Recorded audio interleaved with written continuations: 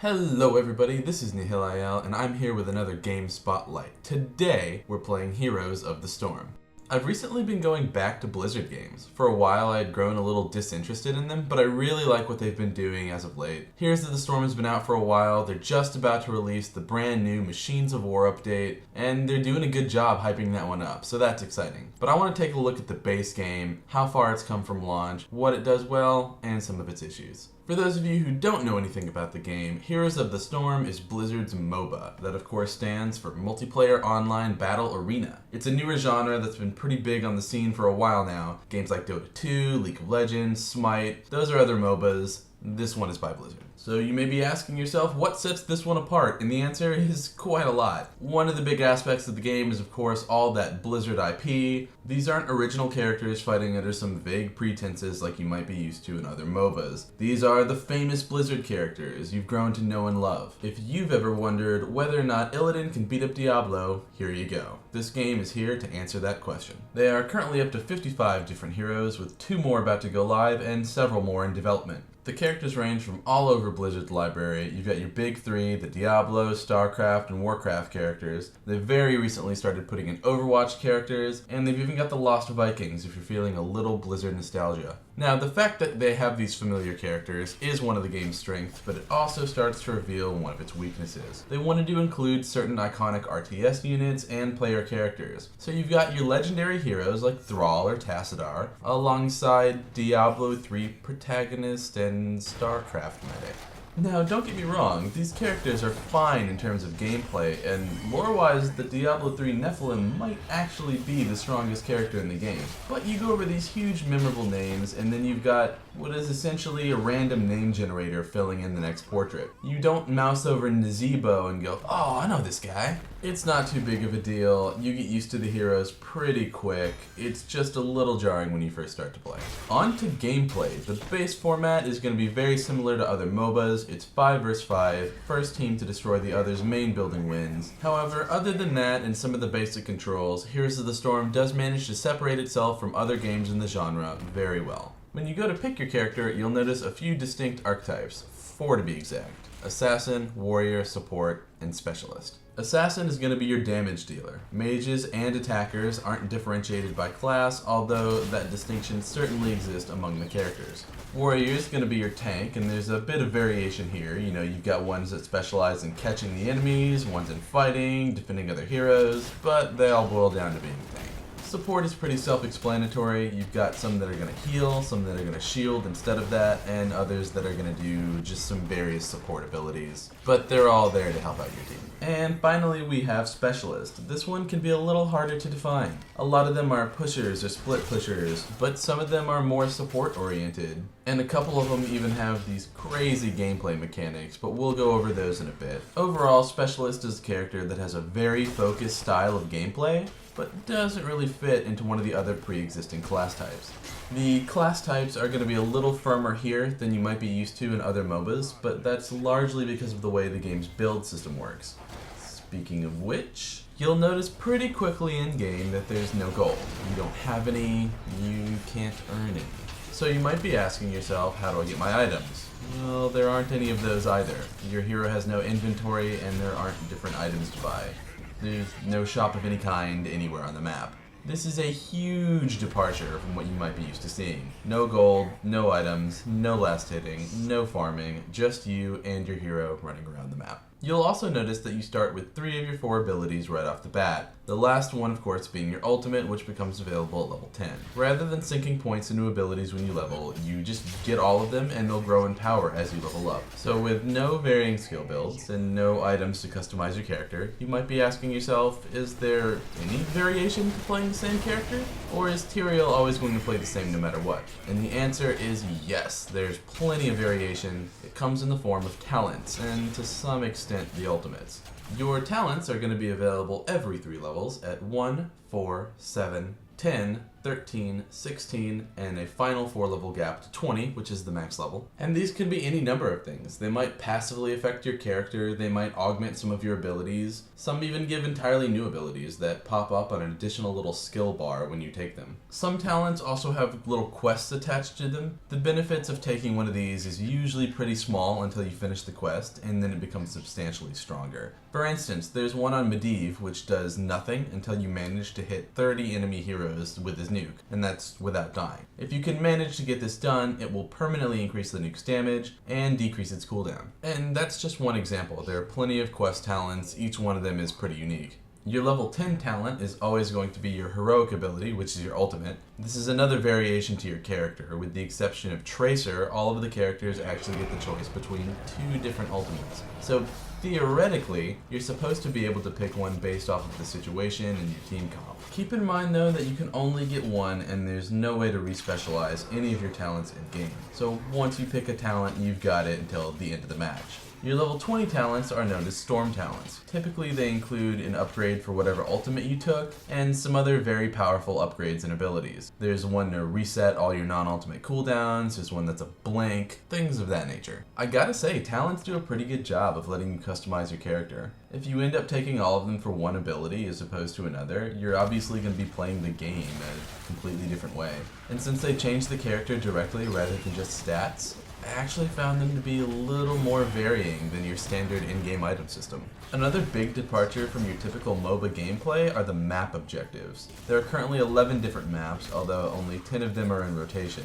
Each map has a completely different shape, number of lanes, and objective. With the exception of a single map, all of them can be won without this objective, but each one provides a benefit that'll help you push down the enemy base. Just a couple of quick examples. One map has a miniature King of the Hill objective that just pops up every now and then, and whoever controls it fires lasers at enemy structures. There's another one where you gather seeds to grow this giant plant monster that someone on your team can take control of, and it's a pretty good siege unit. And there's even another map where you can't attack the enemy base on your own, but capturing the objective fires these cannons at it. And there's more, of course. Every map has a fairly unique objective and a unique way to activate it. This adds a certain level of complexity to the game. You really need to know when to go for the objective and when to push, who to send, and how to go into getting each one. The map objectives typically end up being the focal point of each game. They do a good job of forcing team fights and really allow the opportunity for some big plays. In addition to this primary objective, each map also has a number of mercenary camps. These are little camps of monsters which, if you manage to beat, you can capture them and they'll walk down the nearest enemy lane, attacking the other team. These mercenaries come in a variety of types and are typically a lot stronger than your standard creeps. Taking them at the right time can be a pretty big strategic advantage. If left alone, they'll do quite a bit of damage to the enemy structures before they can be brought down by the standard creep waves. So in a sense, it forces somebody from the enemy team to go back and stop them. And the experience system is going to be new for a lot of people as well. Experience game is team-wide, so everyone on your team will always be the same level. And you can't get double experience for a single creep kill. So as long as you have at least one hero from your team gaining experience from a lane, you'll be getting all of the experience that that lane has to offer. This adds another layer of strategy to the game. They call it soaking, that is the strategic gaining of experience. Since the experience is team-wide and talents are gained at specific intervals, being up a level or two can be a huge deal. This also means that not everyone has to be trying to farm experience or risk falling behind. You can have a dedicated roamer or two and they won't start falling behind because of it. All of these make the gameplay for Heroes of the Storm relatively unique and interesting. There's less of an emphasis on knowing what to do as an individual and more on knowing what to do as a team. If you have a player who isn't all that experienced with the game, they still might be able to have a large and positive impact if they can do something like a stun on the enemy healer every fight, or take a camp while the enemy team is distracted. Controversially, if you have a team that is absolutely refusing to work together or communicate, you'll have a much harder time pulling out a win with phenomenal solo play. This is definitely good for a certain type of player. I've been playing Dota 2 for a very long time, but these days I play pretty exclusively with two of my friends. They're both very good at knowing their character's role and being at the right place at the right time and getting the job done in team fights, but they struggle a little bit with things like farming, knowing the item builds, being able to adjust their build to the enemy team. So a game like Heroes of the Storm is perfect for them because it revolves around the areas where they excel. You know, they don't need to have to worry about scoring every last hit. They can just focus on winning those big team fights. But while it's good for certain people like that, the gameplay isn't for everyone. I know a few players that pride themselves on high mechanical skill and prefer a game where they're rewarded for outstanding individual play and can pull way ahead of the enemy. The game has a couple of different modes. It's got your AI matches, it's got your quick match, unranked draft, and then ranked in either solo or team, each with its own individual rankings. If you play quick match, you actually end up picking your hero ahead of time, and then it just tries to throw together an acceptable team using some sort of algorithm. Speaking of which, they've recently made some changes to the algorithm which puts together teams in quick match. The new system seems to wait until it can at least somewhat match the roles. The big thing is you're not going to find a team with a tank or a healer where the other team doesn't also have that same role. This is a good thing for a balanced team composition in quick match, but it has the downside of support queues tending to be really long. And that's because it's waiting to find another support player for the other team. Unranked Draft is a newer mode. It lets you draft a team much like you would in a ranked game, but without worrying about your rank. Drafting is, of course, where you take turns picking characters with the other team, trying to counter one another, and trying to get a really balanced team composition. This mode is a lot of fun, but people tend to take it a little bit more seriously, so if you're learning stuff or using super out of meta heroes, you might want to stick to quick match. And this leads into what I think, at least, is one of the coolest parts of the game, but it could also be one of its biggest issues. The game's concept is stupid, and I mean that in the best possible way. It's the, bruh, I bet Kerrigan could beat up Tyrande. No way, man! It's a ridiculous concept, and I love it. Even in the tutorial where you play as Raynor, he asks Uther why he's there, and Uther's like, let's not worry about that. The Nexus is the Nexus. And that's great. The game being ridiculous is such a plus, and it feeds into this idea of a more casual, sort of for fun game. To me, that's one of the best aspects of it, and I think it should focus on being ridiculous and casual. But lately, Blizzard has been really pushing esports on Heroes. A pretty big chunk of my recommended content on both YouTube and Twitch is Heroes of the Storm esports related. And it's fine if they want to have a competitive league and a few tournaments, I'm all for that. But shipping the entire game as this super competitive, super serious game, it takes away from the atmosphere and it makes it less fun.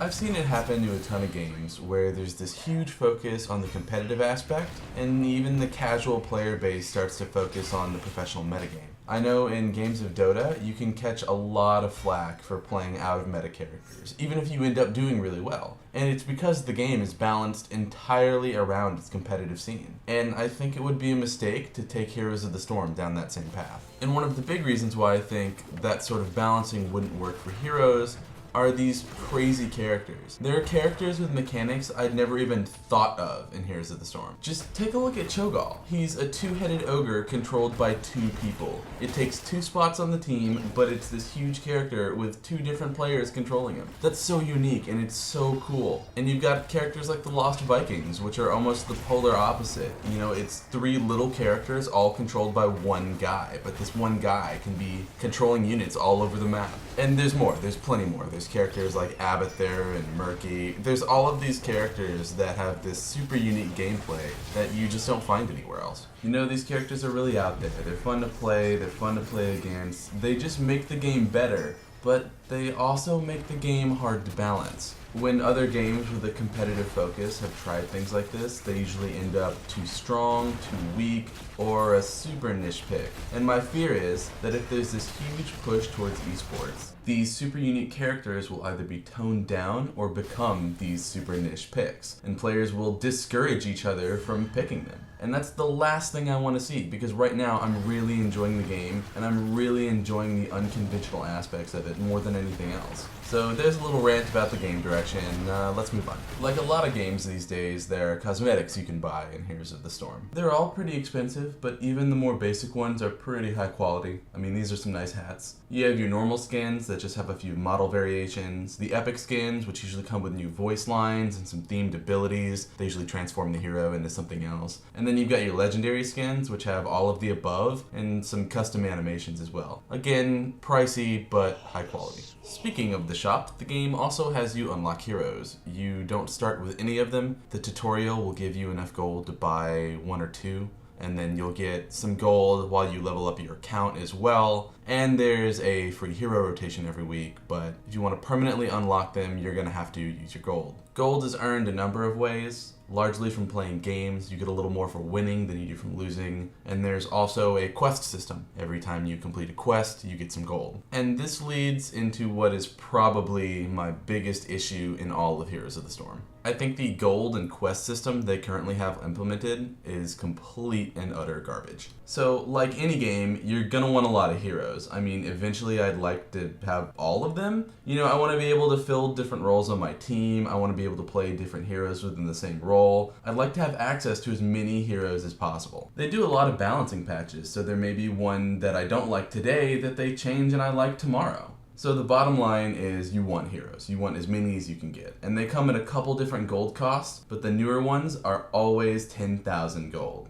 And when you're earning 50 gold for wins and a couple hundred per quest, 10,000 gold is a ton. And more than that, the week a hero is released, it's actually 15,000. That's less of a big deal because it'll go down.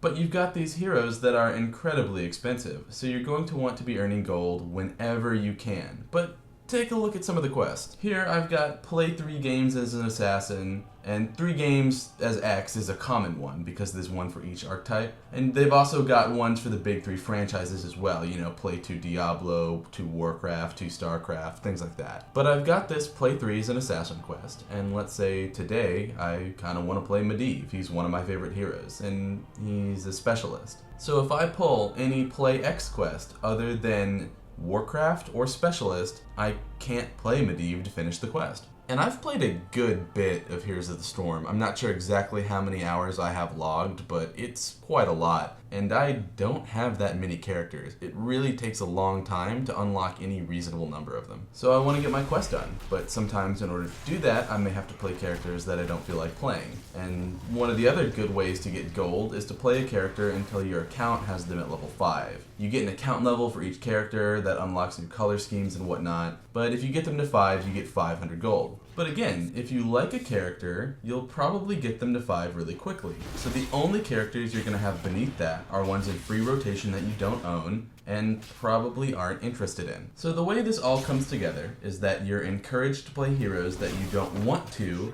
be able to unlock more heroes that you probably won't end up playing much because you're trying to earn more gold to unlock more heroes. It's so anti-player, it's ridiculous. You need so much gold to unlock a hero. And if that wasn't enough, there's actually these special mastery skins too. If you can manage to get a hero up to account level 10, you can unlock this skin that's supposed to show off your specialty with the hero. Except that these also cost 10,000 gold. So you've got these super expensive heroes, and it's difficult to get games in with the ones you like, and if you do manage to play one a lot, you have to save up the gold just to unlock its master skin. And the easy answer is, just play more games, do your quest, and then play who you want. But I don't have that much time. If you factor in wait times, a 3-game quest is looking at like an hour and a half minimum. I think asking players to commit an hour and a half playing something they don't want to so that they can play what they do later is a little too much. Or you can just ignore the quest completely and not have that many heroes. That's an option, but the game encourages you to have more.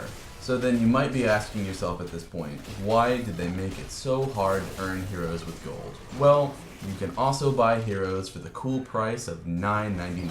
They've pushed players so much towards buying heroes with money as opposed to gold. But $10 for a single hero is pretty insane. There's also these bundles of heroes and skins that you can buy that advertise themselves as a good deal. But look at this one. It claims it's 70% off and it's still $37.95. I can't recommend that. I can't in good conscience tell anybody to spend that much money on what's supposed to be a free game. So that's my big big beef with the store. There are also mounts that you can buy, with the exception of one that's a piggy bank, I guess kind of a joke. They're all cash only, but it seems like buying mounts isn't really the way to get them. Most of them seem to be rewards for buying other Blizzard titles, getting the deluxe editions, things like that. So some of the business practices here are shady, but it's not enough to deter from some great gameplay. The game is different enough from other MOBAs to distinguish itself, and it still is really fun.